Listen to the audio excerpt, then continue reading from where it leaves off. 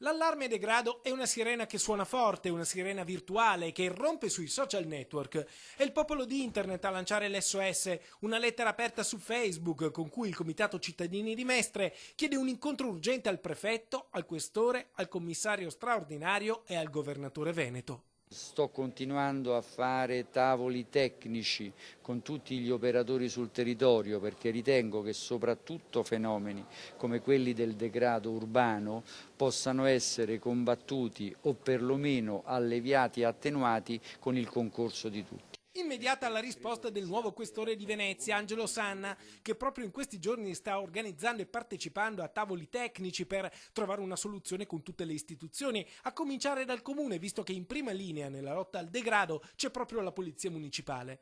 Sulla stessa linea d'onda il Comitato di Cittadini Online che sulla pagina SOS Mestre di Facebook sottolinea come il livello di apprensione e di disagio sia così alto da consigliare un'azione coordinata e condivisa piuttosto che rischiare soluzioni operative eccessive e pericolose. Di fronte a questo allarme il questore non fa passi indietro ma uno avanti e lancia un appello. Gli strumenti normativi di contrasto non sono più sufficienti, alle forze dell'ordine servono armi più affilate. Speriamo che la normativa nazionale e locale venga affinata sull'argomento e faremo tutto quello che sarà nelle nostre possibilità come abbiamo fatto fino ad oggi. Insomma, la lotta al degrado è una guerra da combattere su più livelli. C'è un fronte sociale, uno legislativo e infine c'è l'intervento delle forze dell'ordine, con il questore che chiede al commissario straordinario di Venezia di firmare un'ordinanza che possa trasformarsi in una seconda arma in mano alla polizia. Sì, perché la prima arma è e resta la collaborazione dei cittadini.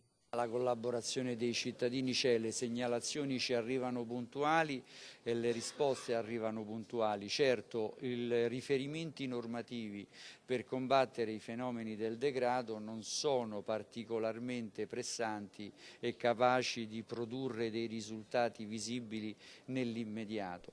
Speriamo che in futuro possano esserci degli strumenti appunto normativi ma anche a livello locale come possono essere le ordinanze dei sindaci, così come avviene in altre realtà locali, che possano aiutare le polizie locali ma anche noi ad incidere maggiormente su queste situazioni.